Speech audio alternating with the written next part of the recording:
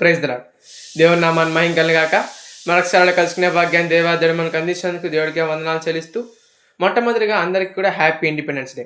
ఈ ఇండిపెండెన్స్ డేని మనం ఎందుకు జరుపుకుంటున్నాం? బ్రిటిష్ వాళ్ళు మనల్ని వదిలి వెళ్ళిపోయిన సందర్భంగా మనం జరుపుకుంటున్నాం. మనం దీని గురించి ఆలోచించినట్లయితే బైబిల్ కింద మాకు మాట చదివిస్తుంది, యెహోవా గొప్ప కార్యం చేశాను, మనకు స్వతంత్రం లభించి ఉన్నది అని.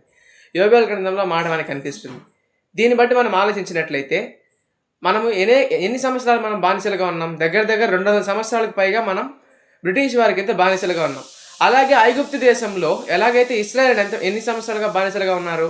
430 సంవత్సరాల పాటు బానిసలుగా ఉన్నారు. కానీ వాళ్ళకి ఎందుకు స్వతంత్రం లభించలేదు? మనకెందుకు 200 సంవత్సరాల తర్వాత వరకు స్వతంత్రం లభించలేదు? వెంటనే లభించవచ్చు కదా అని మనం ఆలోచించగలిగినట్లయితే, ప్రతి దానికి కూడా ఒక సమయం ఉంటుంది. స్వతంత్రం లభించడానికి 1947 ఆగస్టు 15వ తేదీన దేవుడు మనకి ఏర్పాటు చేశాడు కాబట్టి ఆ దినమే మనకి స్వతంత్రం వచ్చింది.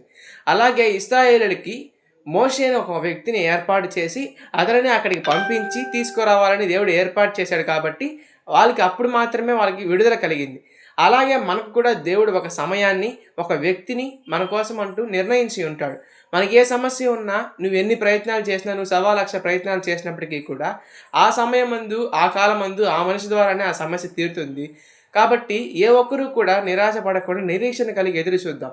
మరొకసారి ప్రతి ఒక్కరికి కూడా హ్యాపీ ఇండిపెండెన్స్ డే. ఈ వాక్యం దేవుడు దీవించి ఆశీర్వదించును గాక. ఆమేన్.